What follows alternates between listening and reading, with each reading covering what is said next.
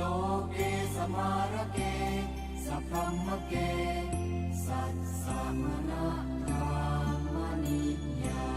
ปัจจายะสัทเทวมนุสสายาอนุตตรังสัมมาสัมโพธิอภิสัมพุทโธปัจจัญญาสิงดูก่อนภิกษุทั้งหลายเมื่อนั้นเรายืนยันตนได้ว่า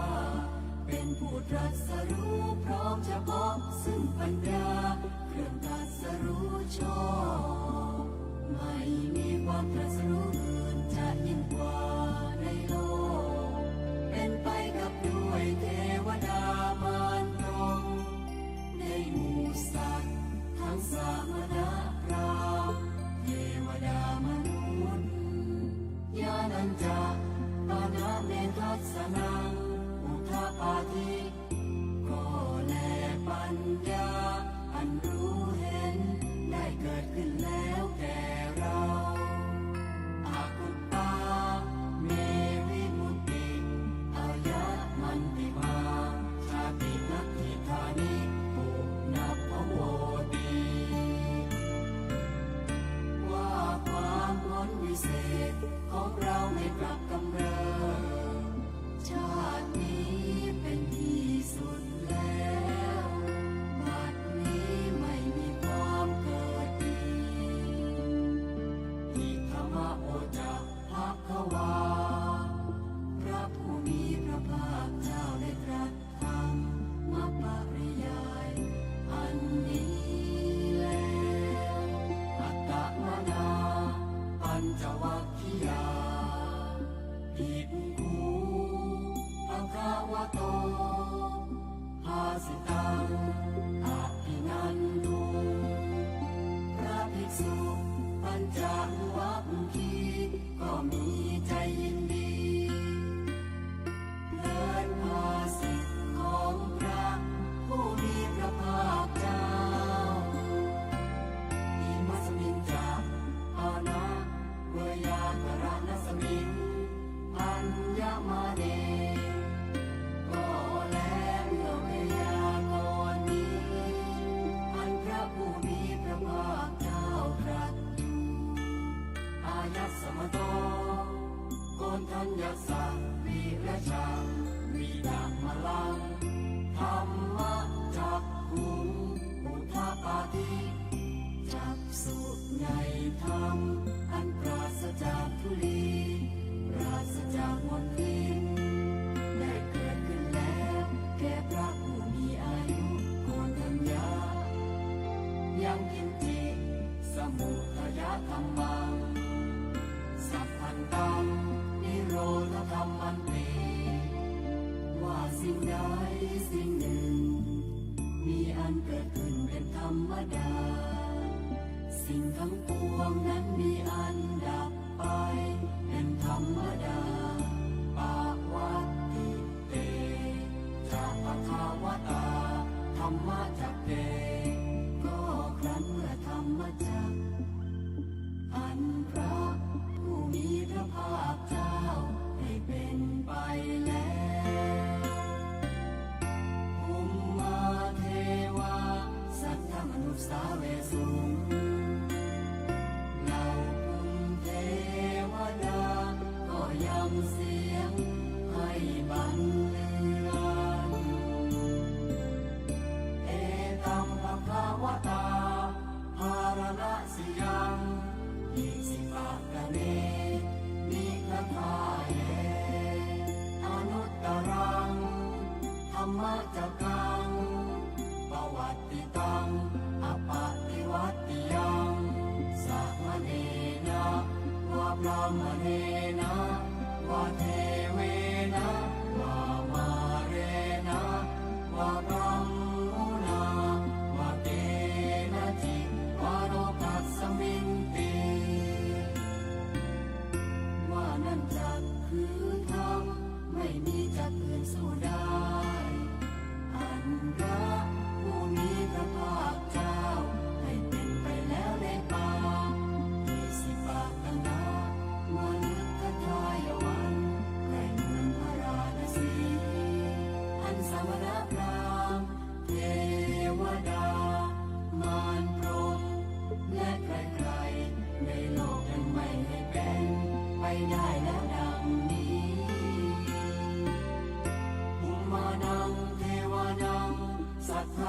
สุตวาจาตุมหาราชิกาเทวาสัตว์มนุษย์สาเวสุงเทพเจ้าเหล่าชั้นจาตุมหาราชได้ฟังเสียงของเทพเจ้าเหล่าภูมิเทวดาแล้วก็ยังเสียงให้มันลือลั่นจาตุมหาราชิกานังเทวานังสัทธังสุตวาตาวติงสาเทวาสัทธมนุษย์สาเวสุงเทพเจ้าเหล่าชั้นดาวดึงส์ได้ฟังเสียงของเทพเจ้าเหล่าชั้นจาตุมหาราชแล้วก็ยังเสียงให้มันลือลั่นตาวติงสานังเทวานังสัทธังสุตวายามาเทวาสัทธมนุษย์สาเวสุงเทพ ขอถวายความเคารพพระเดชพระคุณพระธรรมวชิรโมลีเจ้าวาดวัดยานนาวาขอความสุขความเจริญจงบังเกิดมีแก่ญาติโยมสาธุชนทุกท่าน รายการพุทธประทีปการถวายสังฆทานประจำเดือน ซึ่งมีเป็นประจำทุกๆเดือน มีการถ่ายทอดสดทาง Facebook ของสถานีวิทยุโทรทัศน์โลกพระพุทธศาสนาเฉลิมพระเกียรติWBTV วัดยานนาวาบัดนี้การทั้งปวงพร้อมแล้วขอเจริญพรผู้แทนของญาติโยมสาธุชนทุกท่านได้จุดธูปเทียนบูชาพระรัตนตรัยค่ะขอเรียนเชิญคุณชัสนะแสงเนตรค่ะจุดเทียนธูปบูชาพระรัตนตรัยนะคะเรียนเชิญค่ะ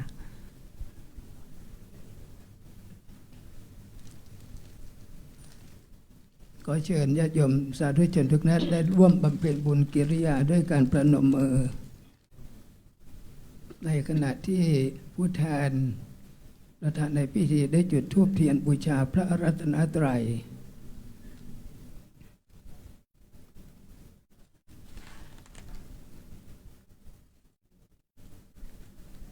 บุญส่งให้เราสูงบุญปรุงให้เราสวยบุญทำให้เรารวยบุญช่วยทำให้เรารอด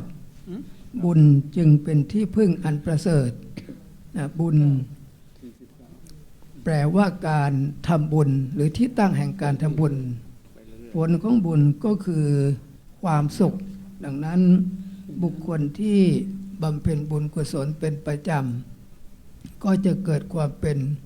มงคลแก่ชีวิตเพื่อให้การบำเพ็ญบุญกุศล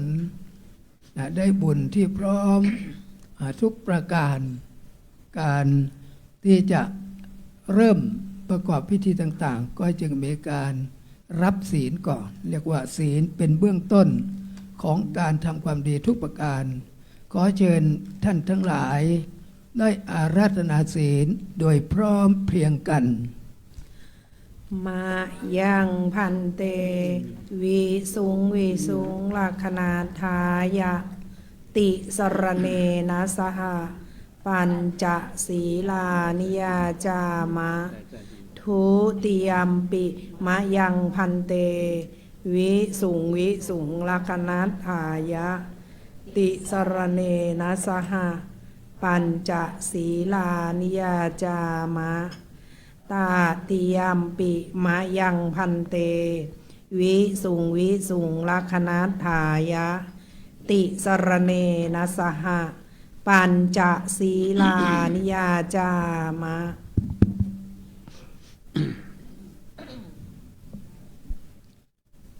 นะโมตัสสะภะคะวะโตอะระหะโตสัมมาสัมพุทธัสสะนะโมตัสสะภะคะวะโตอะระหะโตสัมมาสัมพุทธัสสะนะโมตัสสะภะคะวะโตอะระหะโตสัมมาสัมพุทธัสสะ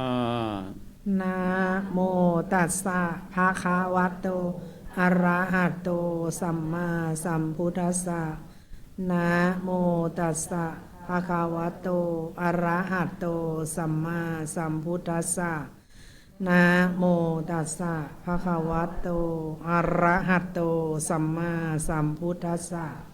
พุทธังสรณังคัจฉามิ พุทธังสรณังคัจฉามิ ธัมมังสรณังคัจฉามิ ธัมมังสรณังคัจฉามิ สังฆังสรณังคัจฉามิ สังฆังสรณังคัจฉามิ ทุติยัมปิพุทธังสรณังคัจฉามิ ทุติยัมปิพุทธังสรณังคัจฉามิ ทุติยัมปิธัมมังสรณังคัจฉามิ ทุติยัมปิธัมมังสรณังคัจฉามิ ทุติยัมปิสังฆังสรณังคัจฉามิ ทุติยัมปิสังฆังสรณังคัจฉามิ ตติยัมปิพุทธังสรณังคัจฉามิ ตาติยัมปิพุทธังสรณังคัจฉา ต มิ ติยัมปิธัมมังสรณังคัจฉา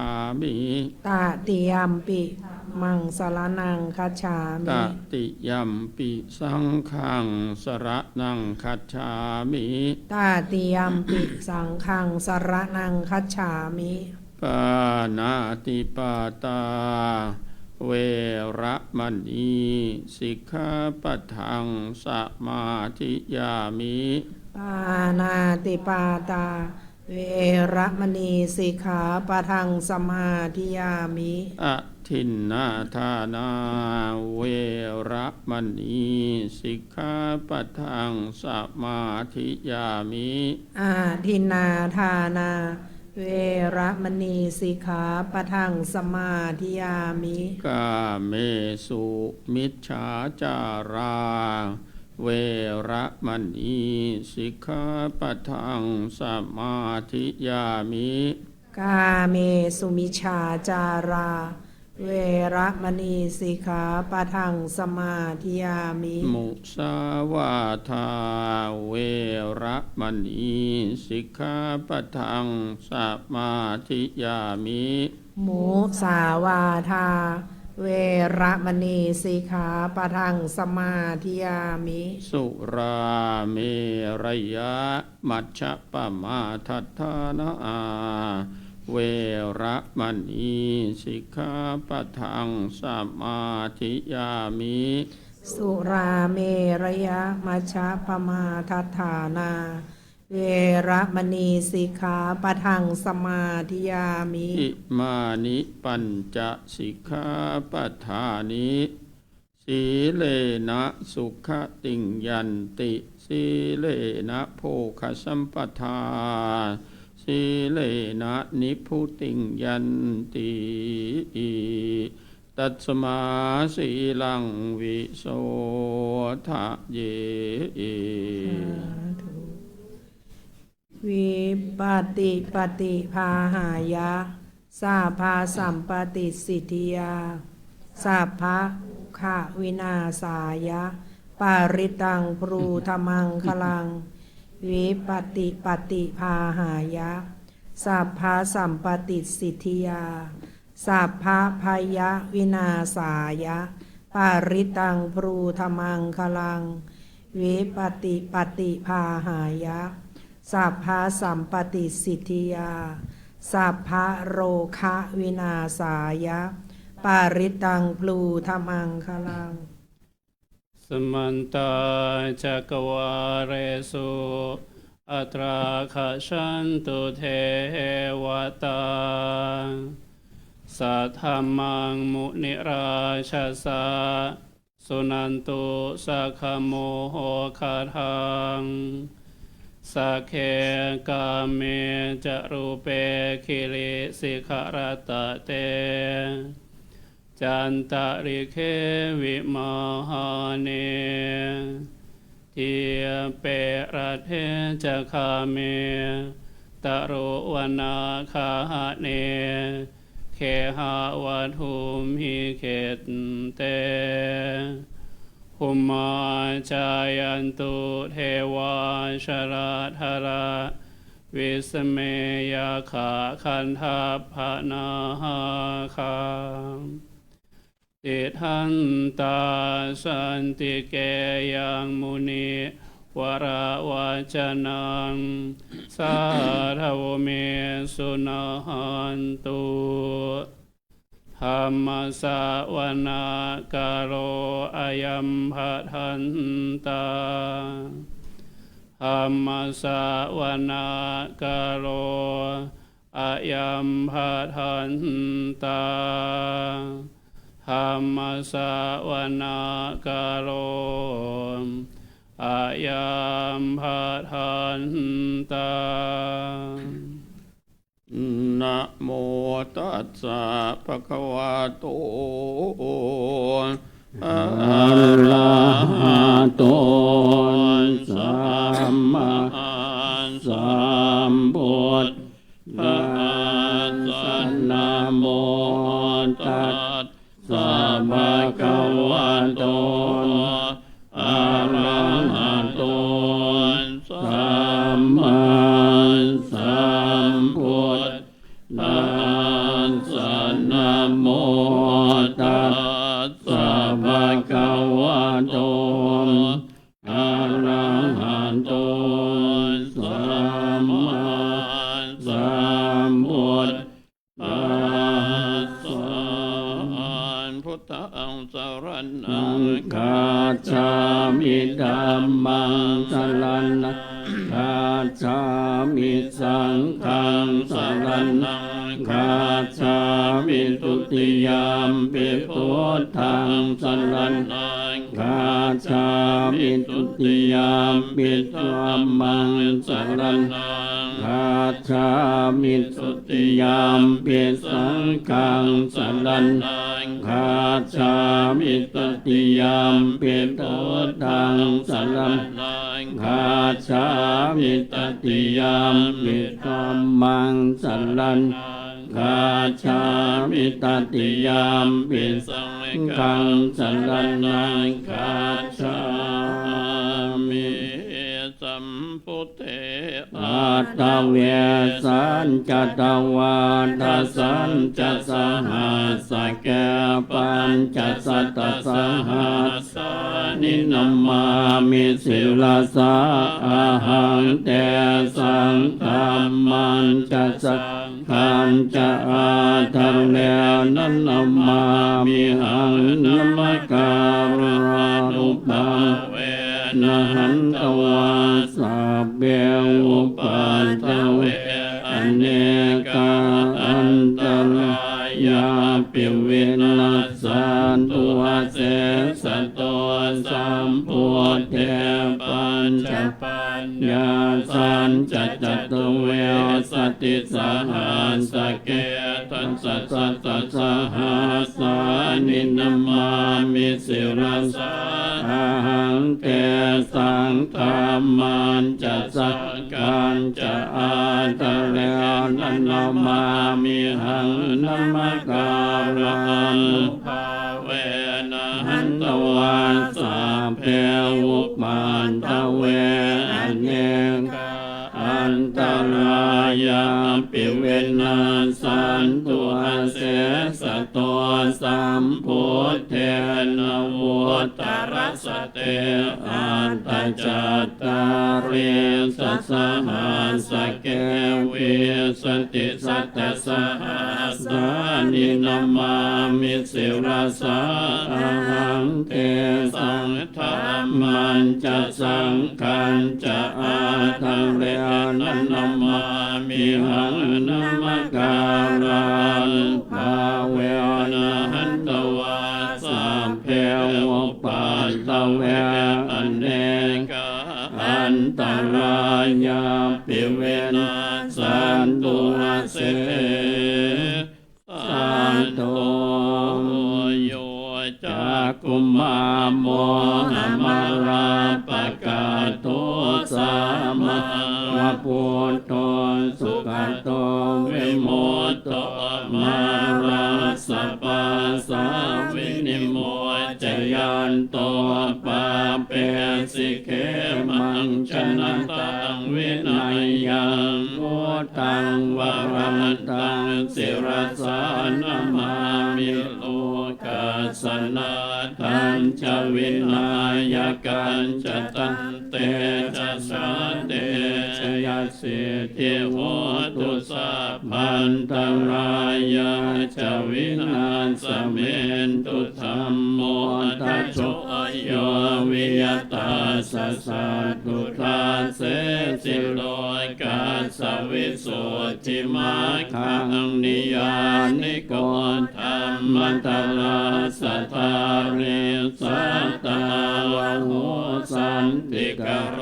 สุเจนโนธรรมังวรันตังศิลสานมามิโมหะปตาอุปสันตตาหังตันเตจัสสะเตชยเสติโหตุสัพพันตรายาจวินาศเมนตุสัทธามเสนาสุขตานุโกโยโรกาสปะปุปะกิเลสเชต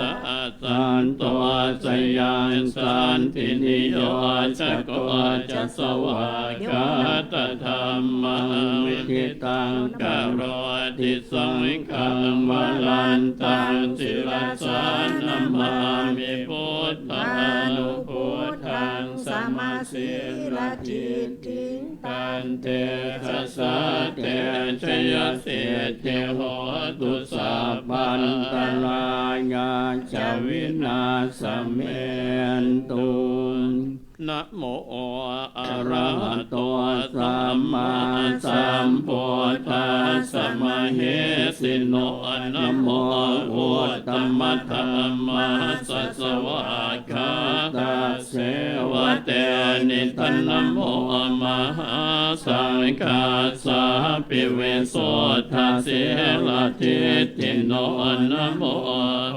มาตยาราธาสรัตนาตยาสัสสะทุกังนะโมมัคคาเตตาสัตตาสวะตุตยาสปินะโมการณปะปะเวนะวิคาชันตุปัตตวานะโมการานุภาเวนะสุวัตถิโหตุสัพพทานะโมการาสเตเชนะวิธิมิโหมิเตชวาเสวนาจะปารานังปานิตานังจะเสวนาปุชาจะปุชนิยานังเอตัมมังคัลลมุตตมังติโลปะเทสวาโสจะปุเพจะกัตตปุญญาตาอันตสัมมาปณิทิจะเยตัมมังคัลลมุตตมังปาอุสัจจันจะสิปัญจะเวียนโยจะสุเสเกโตสุภาสิตาจะยาวาจาเยตัมมังคัลลมุตตมังมาตาปิตุปาทานปุตตะทาราสสังฆังโหอนาคุราจะกัมมันดายตัมมังคัลลมุตตมังทานันจะตัมมจริยาจะยาตกานันจะสังฆังโหอนวัจจานิกัมมานิเอตัมมังคัลลมุตตมังละเทเวระเตปะปะมาจปานาจะสัญญโมอะปะมาตัวจะธรรมเมสุเอตัมมังคัลลมุตตมังระวจะนิวาตัวจะสันตัวเทจะกัตตัญญุตกาเรนธรรมสวนะเงตัมมังคัลลมุตตมังขันติจะโสวจัสสตาสมานานันจะทัสสนังกาเรนธรรมสากาโช ชาเยตัมมังคารมุตตมังตัมโพจัปปัมมัจจริยันจะอริยสัจจานันทัสสนังนิพพานัสสัจจิกิริยาจะเหตัมมังคารมุตตมังพุทธัสสะโลกธรรมเมหิจิตตังยาสนกัมปติยโสกังเวราชังเขมังเอตามังคลมุตตมังเอตาทิสานิกตวานัสสะภาธรรมปราชิตาสัพพะทัสโสทิงกาจันติตันเตสังมังคลมุตตมันติกินชีวิตทางเงทวาหุรังวาสาแกสวายังรัตนังปณิตังเนโนสัมมังวาติตตากะเตนะอิธัมปิเทรัตนังปณิตังเอเตนะสัจเจนะสุวัตติโหตุขยังวิราคังอมตังปณิตังยถาสกาสกยมุนีสมาหิโตนะเตนะธรรมเมนะสมาธิเกณฑ์ธรรมปิธรรมเมรัตนังปณิตังเอเตนะสัจเจนะสุวัตติโหตุยัมพุทธเสโตปริวานเยสุเจนสมาธิมานันตริกัญญมหุสมาธินาเตนะสมโมนเวสติธรรมปิธรรมเมรัตนังปณิตังเอเตนะสัจเจนะสุวัตติโหตุเยปุคคราสัสตังปัสสัทธาจัตตาริเอตานิยุคานิโหนติเตตาขินายาสุขตาสัสสาวกะเอเตสุทินนานิมหาภรานิธรรมปิสังเขรัตนังปณิตังเอเตนะสัจเจนะสุวัตติโหตุเยโสปโยตามนัสสันทันเทนะนิกามิโนโกตมัสสะสนัมมิเตปฏิปตามตังวิคัยหรัตถามุตานิพุติงปุญชมานายิธรรมปิสังเขรัตนังปณิตังเอเตนะสัจเจนะสุวัตติโหตุขีนังปุรานังนวังนาติสัมภวังเวราชเจตายติเกภวสมิงแต่ขีนปิชาเวรุนิจันทานิพันติเทรายตายัมปฏิโปยิตัมปิสังเขรัตนังปณิตังเอเตนะสัจเจนะสุวัตติโหตุเมตตัญจะสัพพโรกัสมิงมานะสัมภะเยอปริมาณังวุธังอโทจติริยัญจะสัมภะตังอเวรังอสปัตตังเตตัญจะรังนิเสนโนวายะโนวายาวัตตาสวิคตมิโตเยตังสติงัจเจตายะปรัมมะเมตังวิหารังอิตมามุติเตนจานุปกัมมะเสลวะทัสสเนนะสัมปันโนกาเมสุวินัยเกตังนาหิชาตุกัปปัจจยัมปุณเรติติอุเท เอตยัญจากกุมารเยตราชาหเรสวรรณโนปัทเวปภาโสตังตังนามาสามิหเรสวรรณังปัทเวปภาสังตยาสโคตาวิหเรมุทิวสังเยปัมมนาเวตกุสาปตามเมเตเมนะโมเตจัมมังปารยันตุนามาตุพุทธานังนามาตุโพธิญาณัมวิมุตตานังนะโมวิมุตติยาอิมังโสปริตังกัตตวาโมโรจรติเอสนาอเปตยัญจากกุมารเอกราชาหเรสวรรณูปัตเวปภาโสตังตังนามาสามิหเรสวรรณังปัตเวปภาสังตยาสกุตตาวิหเรมุรัตติเยปัมมนาเวตกุสาปตัมเมเตเมนะโมเตจัมมังปารยันตุนามาตุพุทธานังนามาตุโพธินะโมวิมุตตานังนะโมวิมุตติยาอิมังโสปริตังกัตตวาโมโรวาสมกาปะเยติทิโลเกเสละคุณโนสัจจังโสใจยตุทยาเต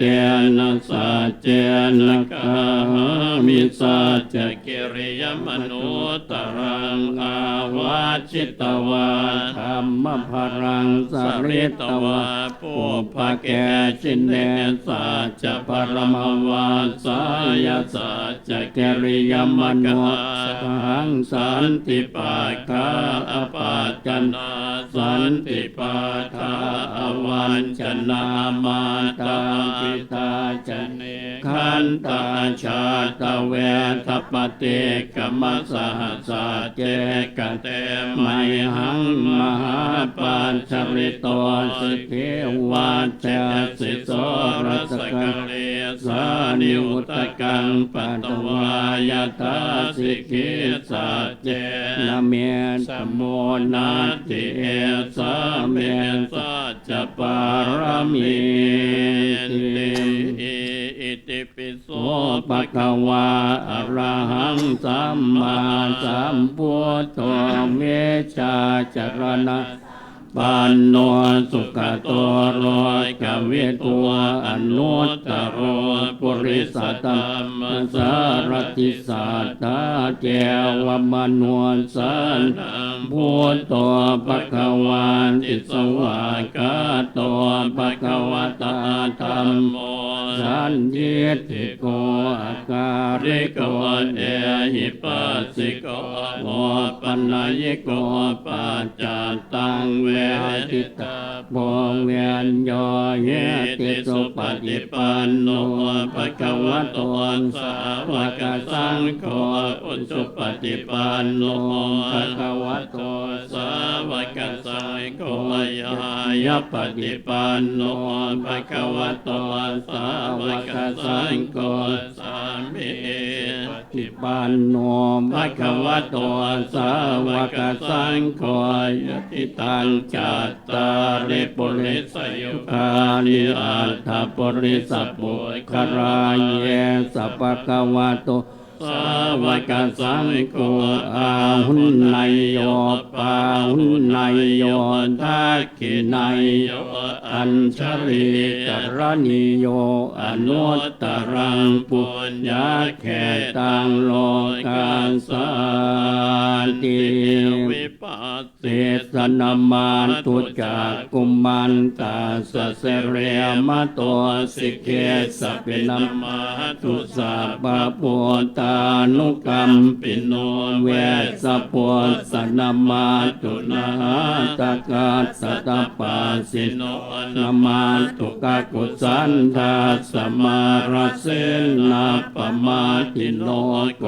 นาคมานาสนามาตุพรามนาสมุทสีมโตกาสปัสนามาตุเวปโมตาสัสสะปฏิอังเกียรสัสนามาตุสักกยปุตตาสัสเสเรมโตโยอิมังตัมมมาแกเตสิสาปตุกาปนุทนังเยจาปินิพุตตาโรแกยตาปุตตังวิปัสสิสุเปชนาอภิสุนามันตาเวตัสสารตายิตังเทวมโนสานังยังนามาสันติโคตมังวิชาจรณะสัมปันนังมหันตังเวตัสสารตังวิชาจรณะสัมปันนังพุทธังวันธรรมโคตมันติโพจังโกสติสังฆาโตธรรมานังวิจัยโยตถาเวริยัมเปียติปัสสัตติโพสังฆาจตถาปเรสมาทุเปกโพสังฆาสัตเตเตสัพพทัสสินามุนินาสัมมาทาคาตาภาวิตาภวเรกตาสังวาตันติอภิญญายนิพพานายจะโพธิยะเยเตนะสัจวัชเชนะโสติเตโหตุสัมปทาเยกัสมิงสมัยเยนาโทโมคัลลานันจะกาสปังเคราเนตุกิเตติสวาปวสังเกสัตตะเตสยิเตจันตังอภิโนอันนิตวาโรธามุจิงสุตังคเนเยเตนะสัจวัชเชนะโสติเตโหตุสัพพทาเอกทาธรรมราชาปิเกรัญญานาปิเปียริโตจุนดาเทเรนตัญญาวปนาเปตวานาสัตรังสัมโมทิตวาจาภาธาตัมมาวัฏฐาสิทธานาโสเยเตนะสัจวัชเชนะโสติเตโหตุสัพพทาปะยินาเตจะอาบาทาตินันนัมปิมาเหสินังมาคาหตกิเลสาวปัตตานุปัฏฐิธัมมตังเอเตนะสัจวัชเชนะโสติเตโหตุสัพพทายันทุนนิมิตตังอวมังครัญจโยจามนาปวสกุณาสัสสะโทปาปะกะโหตัวสุปินังอาการตังพุทธานุภาเวนะวินาสัมยันตุยันทุนนิมิตตังอวมังครัญจโยจามนาปวสกุณาสัสสะโทปาปะกะโหตัวสุปินังอาการตังธัมมานุภาเวนะวินาสัมยันตุยันทุนนิมิตตังอวมังครัญจโยจามนาปวสกุณาสัสสะโทปาปะกะโหตัวสุปินังอาการตังสังฆานุภาเวนะวินาสัมยันตุนัตถิเมสารนังอัญญังโพโตเมสารนังวรังเตนะสัจวัชเชนะโหตุเตชยมังคัลลังนัตถิเมสารนัง อัญญังธัมโมเมสรณังวรังเกเจนะสัจจวัชเชนะโหตุเตชยมังคลังนาติเมสรณังอัญญังสังโฆเมสรณังวรังเกเจนะสัจจวัชเชนะโหตุเตชยมังคลังสิริทิติมติเตโชชยาเสติมาหิติมหากุณาปริมิตปุญญาธิการัสสะพันตรายนิวารณสัมมาทัสสะปะคะวะโตอะระหะโตสัมมาสัมพุทธัสสะทวัตติสัมมาปุริสรักขณานุภาเวนะอสิตยานุปยัญชนะนุภาเวนะอัตตุตระสัตตมังคลานุภาเวนะสัพพันนรังสิยานุภาเวนะเกตุมารานุภาเวนะทัสสะปารมิตานุภาเวนะทัสสะอุปปารมิตานุภาเวนะทัสสะปรมัตถปารมิตานุภาเวนะสีลสมาธิปัญญานุภาเวนะพุทธานุภาเวนะธัมมานุภาเวนะสังฆานุภาเวนะเตชานุภาเวนะยิตานุภาเวนะปานุภาเวนะยยธัมมานุภาเวนะจตุราสิติสหัสสะธัมมาขันธานุภาเวนะวโรยกุตรธรรมานุภาเวนะอัตถังคิกมัคคานุภาเวนะอัตถสมาปัจจิยานุภาเวนะจักขิญญานุภาเวนะจตุสัจจญานานุภาเวนะทัสสะปะญาณอนุภาเวนะสัพพัญญุตญาณานุภาเวนะเมตตากรุณามุทิตาอุเบกขานุภาเวนะสัพพปริตานุภาเวนะรัตนาตยสัลนานุภาเวนะตุยหังสัพพโลกัสโสกุปัฏฐวัตถุขโตมนังสุปายาสาวินาสันตุสัพพอันตรายาปิวินาสันตุสัพพสังกัปปะตุยหังสมิจฉาตุทิขายุตาตุยหังโหตุสัตวัชชชิเวนะสมังคิโกโหตุสัพพทาอาการสปะปัตตวันปุกังคามหาสมุทธาอารักขกาเทวตาสัทธาตุเมอนุรากันตุทุกขปัตตาจันเนทุกขาปยาปัตตาจันเนปยาโสกปัตตาจันเนโสกาวนตุสัพเพปิปาทิโนเนตาวตาจะอัมเหหิสัมปทังปุญญสัมปทังสัพเพเท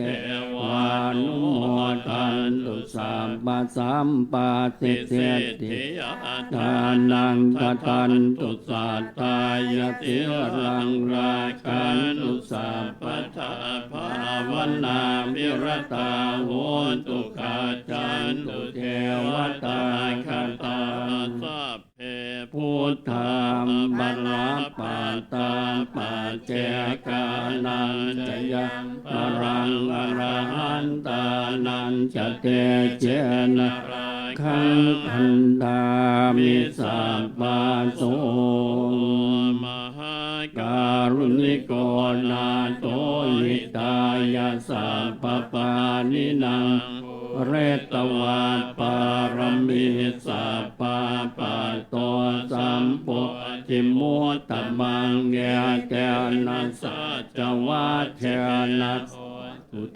ชยมังคลังสยันตัวโพ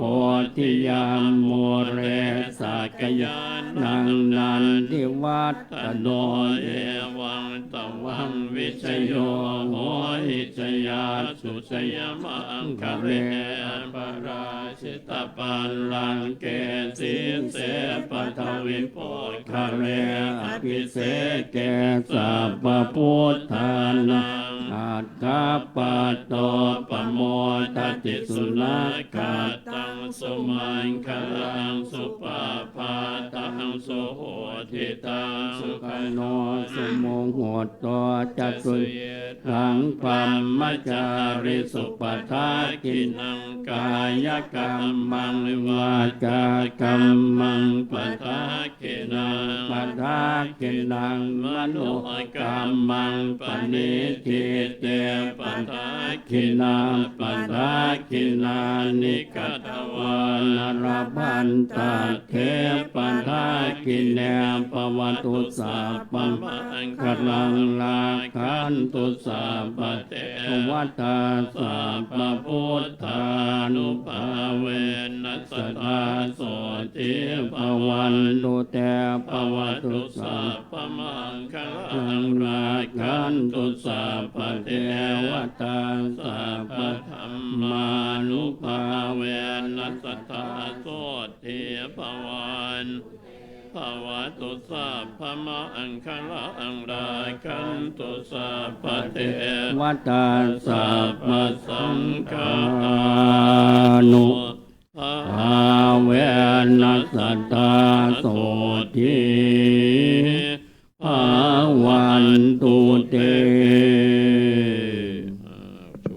บัดนี้การเจริญพุทธมนต์ในพิธีถวายสังฆทานประจำเดือนก็จบเป็นที่เรียบร้อยขอความเมตตาในพระเดชพระคุณหลวงพ่อพระธรรมวชิรโมลีเจ้าวัดวญนาวาได้โปรดเมตตานำญาติโยมสาธุชนในการเจริญจิตภาวนาตามสมควรแก่เวลาสืบต่อไป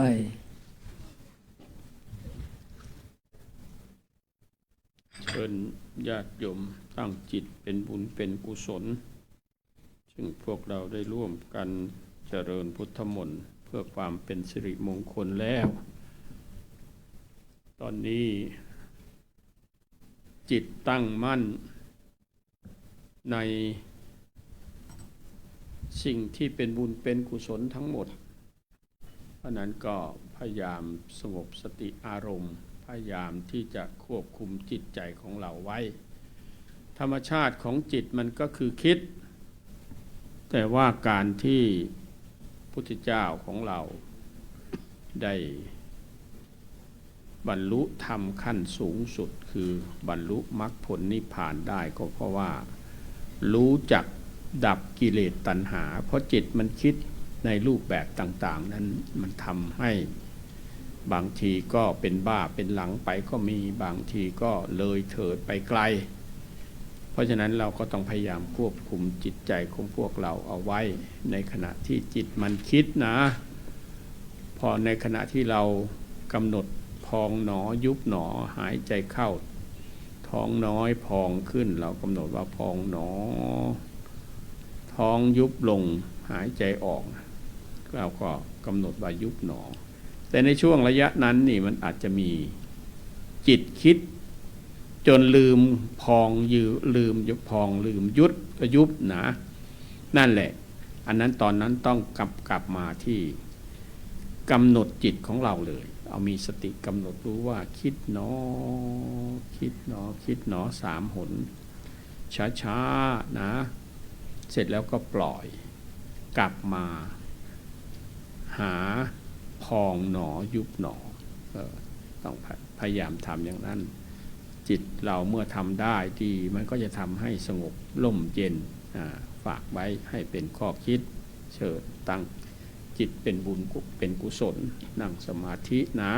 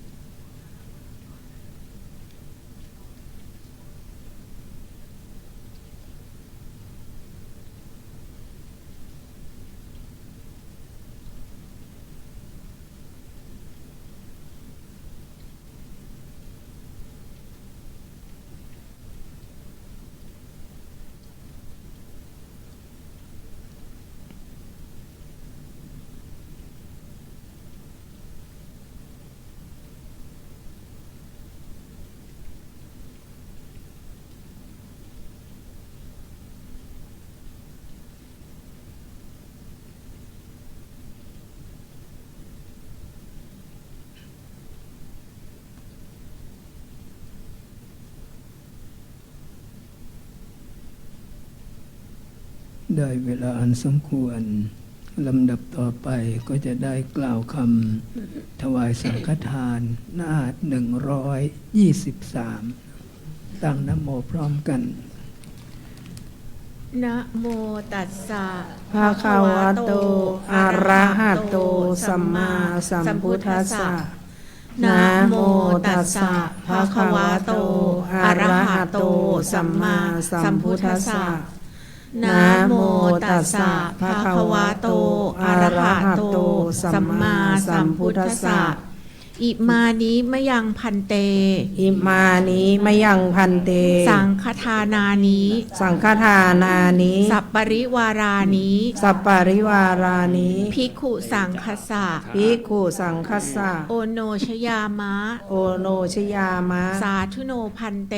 สาธุโนพันเต ภิกขุสังโฆ ภิกขุสังโฆ อิมานิ อิมานิ สังฆทานานิ สังฆทานานิ สัปปริวารานิ สัปปาริวารานิ ปฏิคันหาตุ ปฏิคันหาตุ อัมหากันเจวะ อัมหากันเจวะ มาตาปิตุ มาตาปิตุ อาทีนันจะ อาทีนันจะ ยาติมิตานันจะ ยาติมิตานันจะ เทวตานันจะ เทวตานันจะ ทีคารตัง ทีคารตัง หิตายะ หิตายะ สุขายะ สุขายะ ข้าแต่พระสงฆ์ผู้เจริญ ข้าแต่พระสงฆ์ผู้เจริญ ข้าพเจ้าทั้งหลาย ข้าพเจ้าทั้งหลาย ขอน้อมถวาย ขอน้อมถวาย ซึ่งสังฆทาน ซึ่งสังฆทาน กับทั้งบริวารทั้งหลายเหล่านี้ กับทั้งบริวารทั้งหลายเหล่านี้ แด่พระภิกษุสงฆ์ แด่พระภิกษุสงฆ์ ขอพระภิกษุสงฆ์ ขอ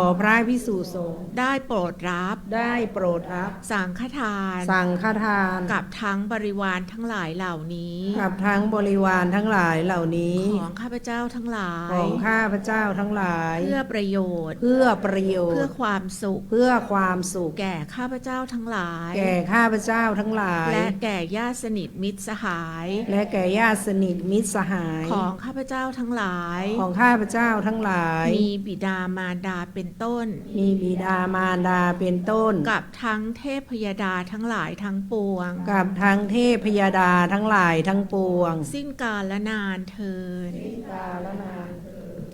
สาธุ ในเบื้องต้นขอเจริญพรประธานในพิธีคุณสุชาดาจิราธิวัฒน์ได้บูชาเครื่องไทยธรรมแด่พระพุทธ ต่อจากนั้นก็จะได้ถวายเครื่องไทยธรรมบนอาสงฆ์สำหรับญาติโยมท่านใดที่ได้หมายเลขไหนก็เตรียมอีกสักครู่ก็จะได้มาประกาศให้ได้ไปถวายในเบอร์ที่เราได้จับว่าได้นำเบอร์หมายเลขไหนนะ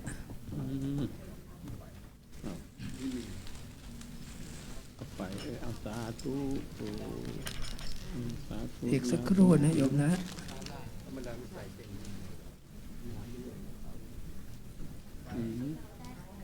เอาที่มันอยู่ตรงนี้ เจ้าหน้าที่เตรียมเทียบไทยธรรมชุดกลางนะ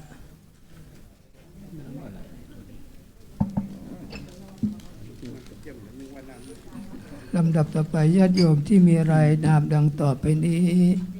จะได้ถวายเครื่องไทยธรรม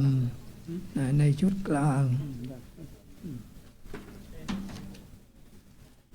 เราก็ลืมไปลืมตอนนั้นน่ะ ลำดับที่หนึ่งคุณสุชาดาจิราธิวัฒน์คุณชัชนะแสงเนตร คุณจิรนันท์เราหวีรภาพ คุณวรรณีเตชะไพศาลสุข คุณนัชชาสิทธิอมรพัฒน์คุณจิราศรีวงศ์คุณนุชคุยพินิกร คุณสวิตาสุวรรณเนตร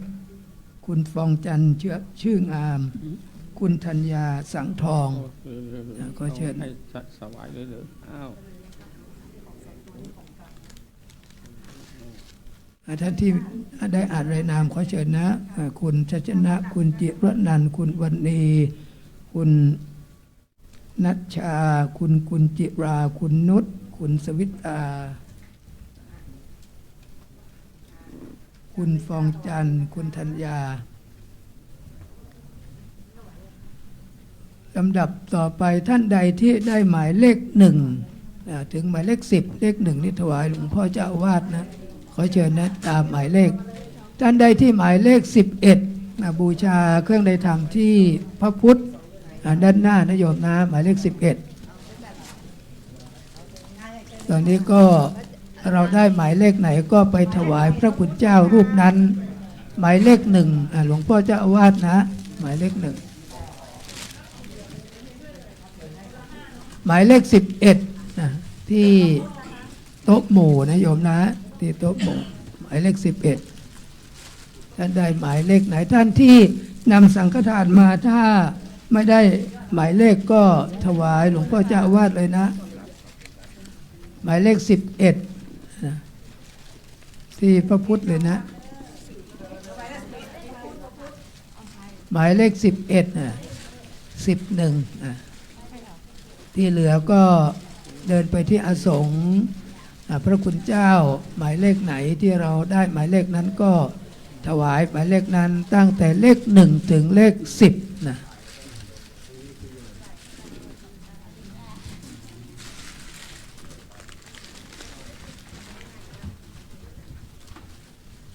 ท่านใดถ้าไม่ได้หมายเลขก็ถวาย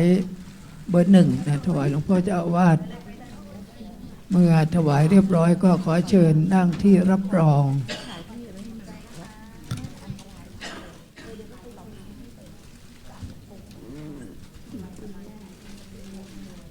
สำหรับการถวายสังฆทานประจำเดือนก็เดือนละครั้งเราก็จะได้แจ้งประกาศให้ญาติโยมได้ทราบว่าแต่ส่วนมากก็จะเป็นวันเสาร์ถ้าไม่เสาร์แรกก็เสาร์ที่2เพื่อที่จะได้บำเพ็ญกุศลได้เกิดสติปัญญาก็ขอความเมตตาในพระเดชพระคุณหลวงพ่อพระธรรมวชิรโมลีเจ้าอาวาสวัดยานนาวาได้เมตตากล่าวสัมโมทนียกถามอบเป็นธรรมะให้ญาติโยมเป็นข้อคิดในการนำไปปฏิบัติสืบต่อไป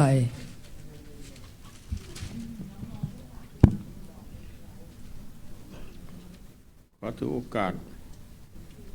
พระเถรานุเถระเพื่อนสามิกทุกท่านแล้วก็ขอเจริญพรญาติโยมผู้ใจบุญทุกท่านวันนี้เป็นวันโกนถือว่าเป็นวันสำคัญวันโกนวันพรุ่งนี้เป็นวันพระใหญ่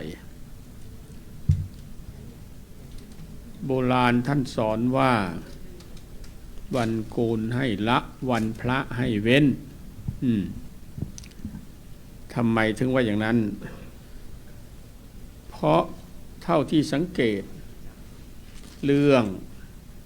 ทะเลาะเบาะแว้งหรือการที่ครอบครัวเกิดมีปัญหานู่นนี่ขึ้นมานี่ทั่วๆไปมักจะเป็นวันอย่างนี้นะวันโกนวันพระนี่บางทีความคิดปัญหาเก่าๆมันสะสมมาเรื่อยๆก็มักจะเอามาพูดโบราณท่านสอนว่าถ้าวันนี้นี่ควรที่จะละพูดไปแม้กระทั่งว่าท่านสอนไปแม้กระทั่งว่าวันอย่างนี้นี่ห้ามร่วมเรียงเคียงหมอนหรือไม่ยุ่งเกี่ยวพูดง่ายๆไม่ยุ่งเกี่ยวกันถ้ามีอารมณ์ผิดปกติขึ้นมาแล้วก็อย่าไปเกี่ยวดองหรือไปยุแยงตะแคงรั่วสุดแท้แต่เงียบสงบอย่างพวกเรามาสวดเจริญพุทธมนต์เนี่ยนะพร้อมกับพระสงฆ์นี่เรียกว่าเสียงดีฟังแล้วน่าอนุโมทนาถ้าเราทำได้ถึงวันโกนวันพระนี่นะอยู่ที่บ้านของเรานี่ไม่ยาวเกินไปไม่สั้นเกินไปให้พอดีพองามพอเจริญพุทธมนต์แล้วนี่เราก็นั่งสมาธิต่อจากนั้นก็นอนหลับสบายแล้วทีนี้เพราะนั้นเนี่ยโบราณท่านสอน มันเป็นของจริงเพราะอะไรเพราะว่าอารมณ์มันจะเปลี่ยนในวันอย่างนี้สมัยที่มาเป็นเด็กเคยได้ตั้งข้อสังเกตพวกชาวบ้านเขามีเรื่องทะเลาะเบาะแวงกันก็จะเป็นวันนี้เป็นส่วนใหญ่ทีเดียวก็เลยเป็นของจริงที่คนเฒ่าคนแก่ท่านสอนไว้แม้กระทั่งเรื่องของมหาชนกพุทธเจ้าเสวยพระชาติเป็นพระมหาชนกในวันพระใหญ่เลยนะลมทะเลแรงมากจนเรืออับปางเลยแต่มหาชนกท่านเรียกว่าค้าขายทางเรือตอนนั้นต้องอธิษฐานจิตบ้วนปากแล้วก็นั่งพยายามที่จะนั่นลอยคอในทะเลนางเมขลาไปเฝ้าพระอินทร์กลับลงมาเห็นเข้าเท่านั้นแหละเกิดสงสารนางเมขลานี่ลองถามดูว่าคนทั้งหลายที่มาในเรือกับคุณนี่เขาพากันล้มหายตายจากไปแล้วแต่คุณทำไมต้องลอยคออยู่อย่างนี้คำตอบก็คือวายเมเถวะปุริโสยาวะอัฏฐสนิพพทาเป็นคำตอบที่นางเมขลาชอบใจมากๆเลยลงไปอุ้มขึ้นไปสวนพระราชอุทยานของพระราชาซึ่งเป็นพระราชบิดาของพระองค์ท่านแต่ตอนนั้นท่านถึงแก่กรรมแล้วเรียกว่าเทวดามาช่วยและในขณะเดียวกันก็เท่ากับว่าราชรถก็มาเกยพอดี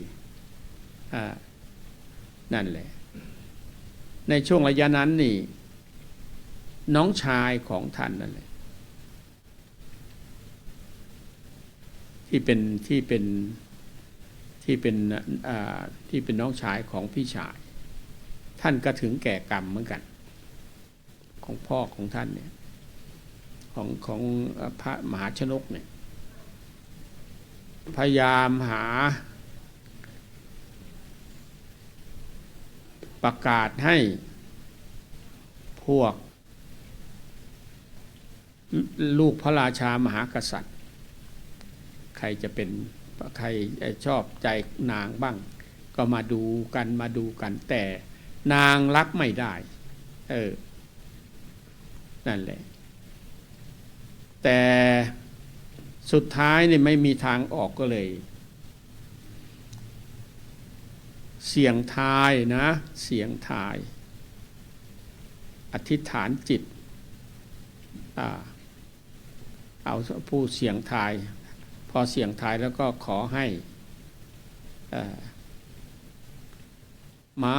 มงคลนั่นแหละเป็นคนนำเป็นผู้นำไปปรากฏว่าแทนที่จะไปในทิศทางที่ไม่ถูกต้องก็กลับกลายไปที่ราชอุทยานซึ่งพระโพธิสัตว์นั้นพระโพธิสัตว์คือมหาชนกเนี่ยท่านด้วยความเหนื่อยอ่อนว่ายน้ำในทะเลนะแล้วก็นางเมขลานี่เป็นคนนำให้พระองค์ท่านได้ไปยังแท่นศิลาอาสซึ่งเป็นที่ประทับของพระราชาเวลาไปประพาสอุทยานท่านก็นอนหลับอยู่ตรงนั้นเลยพอดีจากนั้นพอเขาเสี่ยงทายมาให้ไปในทิศทางที่เหมาะสมพอไปค้นหาว่าใครจะเป็นผู้ควรกับพระราชธิดาของพระราชาก็ปรากฏว่าม้านี่ไปเกยนะไปหยุดอยู่ที่ แท่นพระราชอาณนั่นแหละในพระราชอุทยานพระโพธิสัตว์นี่ยังหลับปุ๋ยอยู่เลยพอเสียงคล้องกลองดังขึ้นเท่านั้นพระองค์สะดุ้งตื่นขึ้นถามว่าพวกคุณมาทำไมอะไรนี่ตกลงเขาก็เลยบอกว่ามากราบทูลให้พระองค์ได้ไปดำรงตำแหน่งเป็นพระราชาได้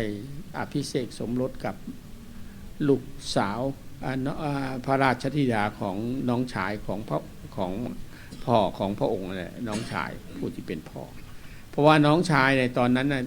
ที่หนีไปก็เพราะเนื่องจากว่าน้องชายนี่ไปสร้างปัญหาเพราะอยากจะเป็นพระราชามากแล้วก็โดยเหตุนี้แหละพระนางที่เป็นคือเพื่อนกันว่าพี่ชายเดี๋ยวน้องชายนี่ไปสร้างไปกุข่าวขึ้นมาก็เลยทำให้ผู้พี่ชายไปลบก็เลยถูกฆ่าตายก็ถูกน้องชายละฆ่าแล้วก็ก่อนจะไปนั้นก็สั่งตอนนั้นพระโพธิสัตว์นี่อยู่ในพระคันแล้วก็ไปเรื่อยหนีออกจากพระนครโดยที่ปลอมตัวเป็นทาสีออกไปแล้วก็ไปกับพวกพ่อค้าเกวียนจนไปถึงเมืองอีกเมืองหนึ่งนั่นแหละพอ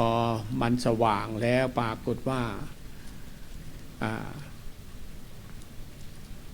พราหมณ์ผู้ที่มีบุญด้วยกันนั่นแหละ ก็เลยรับนางไปเลี้ยงดูตกลงก็เลยนั่นแหละจึงพระโพธิสัตว์ก็หลังจากเจริญเติบโตแล้วตอนนั้นอายุ15-16ละมั้งก็ไปค้าขายทางเรือตามเรื่องนั่นแหละเล่าสู่ฟังเรื่องอย่างนี้นี่วันโกนวันพระนี่โบราณท่านสอนเข้าวัดจำศีลภาวนาจะเป็นเรื่องที่ดีทำให้เรามีชีวิตดีแล้วมีอายุมั่นขวัญยืนแล้วก็ครอบครัวก็เจริญก้าวหน้าหน้าที่การงานก็จะดีขึ้นอยู่เย็นเป็นสุขอายุมั่นขวัญยืนเรื่องของนางวิสาขาก็เป็นลักษณะอย่างนี้นางเป็นคนใส่ใจในหลักคำสอนทางพุทธศาสนามาเกี่ยวดองกันมาเรื่อยนะจนถึงสมัยที่นางมาเป็นแต่มาเป็นลูกของพระราชามาตลอดนะแต่ยุคหลังมานี่ตอนท้ายๆนี่มาเป็นลูกเศรษฐีเพราะว่าเศรษฐีนี่จะเป็นผู้ที่ได้รับการเชิดชูบูชาจากพระราชามหากษัตริย์ด้วยซ้ำไปนางวิสาขาก็ทำนองเดียวกันเป็นคนสังเงียมเจียมตัวตั้งแต่เป็นเด็กๆอยู่แล้วเป็นเด็กสาวไปอาบน้ำนะลงพากันลงไปอาบน้ำปรากฏว่าฝนตกพวกบริวารวิ่งนางเดินเฉยสำรวมตัวเองพวกพราหมณ์ที่ไปหาสาวงามเนี่ยสาวงามต้องงามลักษณะอย่างนี้ว่าไว้ก็ปรากฏว่าได้ไปเห็นนางเข้าก็เลยเห็นว่าความงามของนางมีครบถ้วนทุกอย่างเบญจกัลยาณีผิวงามฟันงามผมงามอะไรพวกนี้ยิ้มแย้มแจ่มใสนางนี่ได้เข้าไปเฝ้าพุทธเจ้าตั้งแต่ตอนอายุ7 ขวบได้ซ้ำไปนั่นแหละก็เลยเป็นคนมีบุญในสมัยนั้นฝากไว้ให้เป็นข้อคิดเพราะฉะนั้นนี่สิ่งที่คนเฒ่าคนแก่ว่าไว้นี่แม้กระทั่งน้ำขึ้นน้ำลงเหมือนกันนะจะมีผลเรียกว่าความดึงกราวิตี้คือความดึงดูดของโลกเนี่ยมันทำให้ธรรมชาติมันเปลี่ยนแปลงไปดินฟ้าอากาศก็เหมือนกันแม้กระทั่งการปลูก การปลูกพืชพันธุ์ธัญญาหารก็เหมือนกันนะเขาจะพวกชาวบ้านเขาจะรู้ฤดูกาลว่ามันเป็นอย่างไรทำอย่างไรอะไรอย่างนี้นะอันนี้ก็เนื่องจากว่าอาตมาเป็นชาวชนบทมาจึงได้รู้ว่าอะไรเป็นอย่างไรในเรื่องนี้เพราะฉะนั้นก็ญาติโยมเก็บเอาไปคิดเพราะนั้นวันโกนวันพระบางทีแม้กระทั่งในพวกเขาทำงานอยู่ในห้างร้านบริษัทหรืออยู่ห้างร้านบริษัทต่างๆมีคนงานเยอะๆเนี่ยมักจะมีเรื่องทะเลาะกันในวันอย่างนี้วันโกนวันพระนี่เล็กๆน้อยๆแทนที่ว่าจะให้อภัยกันก็เอาเป็นเรื่องใหญ่โตขึ้นเพราะนั้นวันโกนวันพระถ้าเผื่อเป็นอย่างไรแล้วแต่เราเข้าวัดจำศีลภาวนาหรือไม่ก็วันอย่างนั้นควรจะอยู่สงบแต่ละคนละคนและเสร็จแล้วมันจะทำให้ครอบครัวอาจเจริญรุ่งเรืองอยู่เย็นเป็นสุขอันนี้ก็ฝากไว้ให้เป็นข้อคิดวันนี้เราสวดมนต์กันเจริญพุทธมนต์กันแล้วในขณะเดียวกันเราก็มานั่งสมาธิด้วยอันนี้เราก็ทำมาทุกครั้งเลยนะก็ถือว่าเป็นบุญเป็นกุศลของพวกเรายิ่งเราปฏิบัติไปเรื่อยๆมีจิตใจอยู่ใกล้วัดตลอดก็จะทำให้ชีวิตของเราร่มเย็นเป็นสุขหน้าที่การงานหรือแม้กระทั่งชีวิตครอบครัวก็อยู่ร่มเย็นเป็นสุขลูกหลานเหลนที่ออกมาก็ถือว่าเป็นคนว่านอนสอนง่ายลองพิจารณาดูเพราะอะไรเพราะว่าอย่างที่เรารู้กันข่าวมันออกมาในหน้าหนังสือพิมพ์นี่อาตมาตั้งข้อสังเกตว่าทำไมเด็กพวกวัยรุ่นทั้งหลายแหล่เขาไม่มีพ่อแม่พาเข้าวัดหรืออย่างไรทำไมถึงไปติดยาเสพติดแล้วก็สนุกสนานฆ่าแกงกันดีเหลือเกินมีปัญหาทะเลาะเบาะแว้งกันและนอกจากนั้นก็มีปัญหาเกี่ยวกับเรื่องการกระโดดแม่น้ำเจ้าพระยาเนี่ยมานับปีกลายนี่ตั้ง 7-8 ครั้งจริงๆข่าวอย่างนี้นะถ้าอยู่ที่ประเทศสวิตเซอร์แลนด์เขาจะไม่ออกหรอกเป็นเรื่องส่วนตัวถ้าไม่ใกล้ชิดจริงๆจะไม่มีใครรู้ฆ่าตัวตายก็มีก็รู้อยู่บางทีอาจจะมีเรื่องเศรษฐกิจไม่ดีหรือไม่ก็อาจจะมีเรื่องทะเลาะเบาะแว้งกันบางทีแม้กระทั่งว่าอยู่คนเดียวนี่ฆ่าตัวตายก็มีเยอะโดยที่เข้าห้องน้ำไปก็เปิดน้ำแล้วในขณะเดียวกันก็เอาไฟช็อตตัวเองในอ่างอาบน้ำนั่นแหละคนที่อยู่ข้างล่างพอน้ำมันไหลลงไปเท่านั้นเขาก็ดูกันแล้วรู้กันแล้วว่าอะไรเกิดขึ้นอย่างนี้อันนี้ก็เล่าสู่ฟังเพราะฉะนั้นนี่เป็นไปได้นี่ชีวิตของเราเนี่ย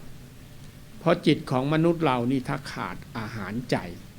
ที่อาตมาเคยเรียนเขาภาษาปรัชญาศาสนาเขาว่าไว้ว่า philosophy of religion เขาว่าไว้ว่าreligion is mental nutriment ก็หมายความว่าศาสนานี่เป็นอาหารใจ religion is the mental nutriment เป็นอาหารใจอาหารกายทั่วไปก็คืออาหารที่เรารู้กันนั่นแหละคนเราถ้าขาดอาหารใจจะทำให้เกิดความวุ่นวายความสับสนดีไม่ดีเป็นบ้าเป็นหลังไปเยอะแยะเพราะฉะนั้นต้องอย่าลืมมีโอกาสอย่างน้อยเดือนละครั้งก็ยังดีเข้าวัดจำศีลภาวนาจำศีลคือยิ่งให้ยิ่งได้เท่าที่รับรู้โดยทั่วๆไปที่เห็นมีหลายๆท่านอย่างคุณโยมสุชาดาจิราที่วัดเนี่ยมาใส่บาตรหน้าวัดเนี่ยหน้าอาคารมหาเจษฎาบดินทร์ทุกวันนั่นเช้าพระท่านออกบิณฑบาตตั้งแต่นู่นตี 4 ตี 5นะลองคิดดูชีวิตก็อยู่ร่มเย็นเป็นสุขมาตลอดนั่นแหละไม่ทำให้ชีวิตล่มจมแล้วก็อยู่เย็นเป็นสุขมีคู่ครองที่เรียกว่ามีลูก มีลูกมีหลานน่ารักและในขณะเดียวกันก็มีคู่ครองที่เรียกว่าเข้าใจกันได้ดีอยู่กันร่มเย็นเป็นสุขอย่างนี้เป็นต้นนะเพราะฉะนั้นนี่การที่ถึงวันโกนวันพระถ้าเผื่อไม่มีโอกาสได้มาวัดอันนี้เราก็ควรจะหาโอกาสไหว้พระสวดมนต์ก่อนหลับก่อนนอนแล้วก็นั่งสมาธิอาจจะนานกว่าทุกวันหน่อยให้จิตใจมั่นคงบางครั้งในวันนี้นี่วันอย่างนี้นี่มันจะทำให้คนคิดมากธรรมชาติมันเป็นตัวบังคับสิ่งแวดล้อมเป็นตัวบังคับธรรมชาติก็คือเขาเรียกว่า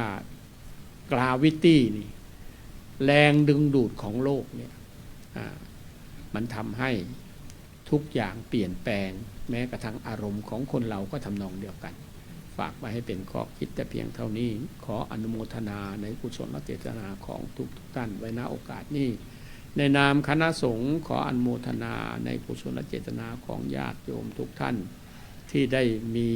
จิตใจมั่นคงในหลักคำสอนทางพุทธศาสนาและก็มีการประพฤติปฏิบัติตามสร้างครอบครัวให้อยู่ร่มเย็นเป็นสุขมีความเป็นมิตรไมตรีกับเพื่อนพ้องของเรา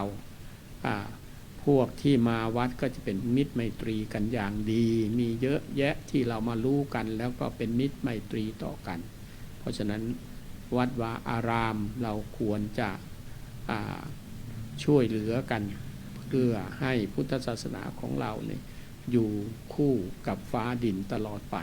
ขออนุโมทนาไว้ณโอกาสนี้ขอให้โชคดีมีชัยอายุมั่นขวัญยืนอยู่เย็นเป็นสุขสาธุนะเชิญรับพรตั้งใจรับพรขวดน้ำรับพร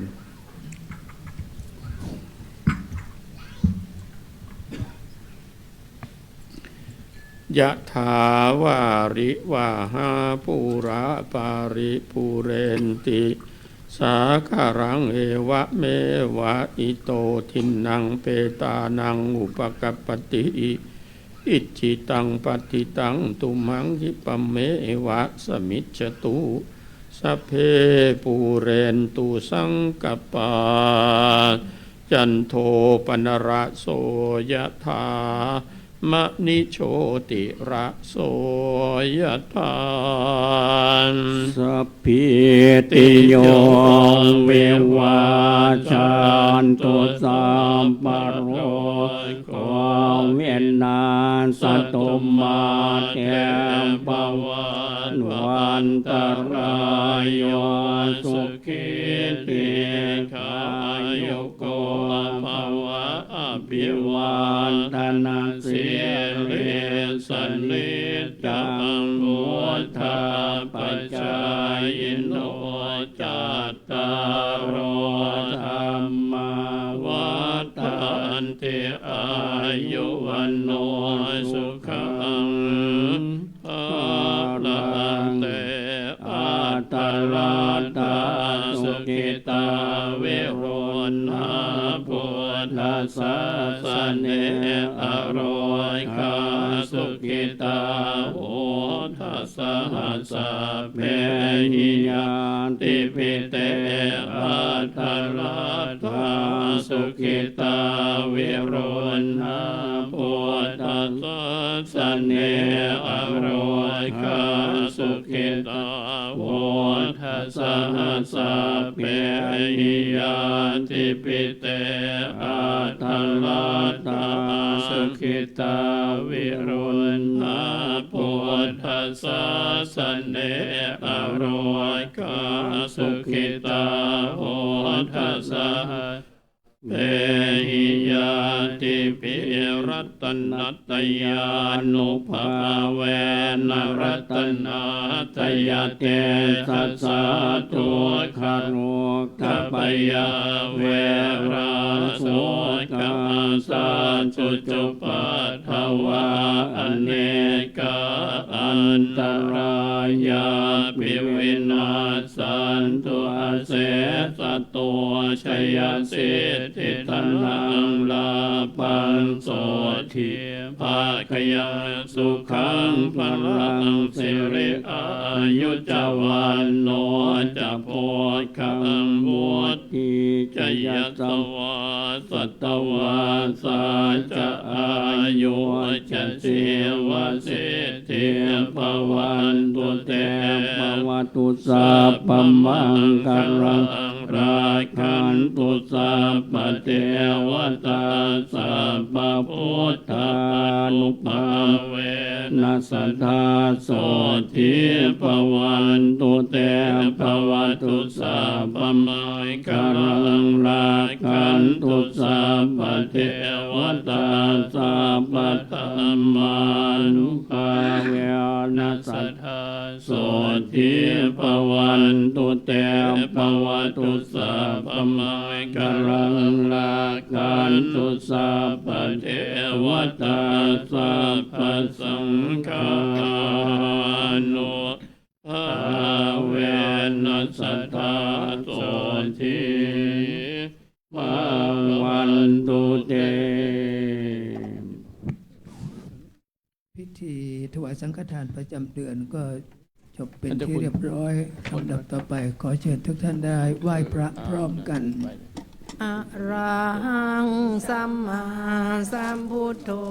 ภะคะวาพุทธังภะคะวันตังอภิวาเทมิสวากขาโตภะคะวะตาธัมโมธัมมังนามัสสามิสุปฏิปันโนภะคะวะโตสาวกสังโฆสังฆังนะมาพระเดชพระคุณหลวงพ่อได้เมตตามอบหมายให้ท่านเจ้าคุณพระศรีวชิราภรณ์ผู้ช่วยเจ้าอาวาส ยันโตโพธิยามัวเลสักยานังนันทิวัตโนเยวังตวังมิสโยโหนิกายาสุจยมังคะเลอัปปลาจิตตปันลังแกสีเสปดาเวโปคะเลอภิสิแกสัพพพุทธานังอาคาปะโตปโมทัตติสุนาคาตังสุมังคลังสุปปาตังสุโหติตังสุขโนสมุโหโตจัตุเยทังพรหมจาริสุปทากินังกายกรรมังวาจากรรมังปัทากินังปัทากินังมโนกรรมังนิเตปัทากินาปัทากินานิกัตวานัลพันตาเทปัทากินเนสัพเปพุทธาภลาปัตตาปัจเจกานันจะยังพรังอรหันตานันจะเตเชนราคังพันธามิสัพพาโสกราบขอบพระคุณพระเดชพระคุณพระธรรมวชิระโมลีเจ้าวาดวัดยานนาวาพระเถรานุเถระที่ได้เมตตามาบำเพ็ญกุศลในวันนี้เป็นเนื้อนาบุญของญาติโยมสาธุชนในการถวายสังฆทานแล้วก็ขอแจ้งข่าวให้ญาติโยมได้ทราบวันที่ 27-28 กันยายนนี้ก็จะมีพิธีนะเทศมหาชาติชาดก4 ภาคนะญาติโยมก็ช่วยประชาสัมพันธ์บอกกันนะได้มาร่วมกันฟังเทศนะ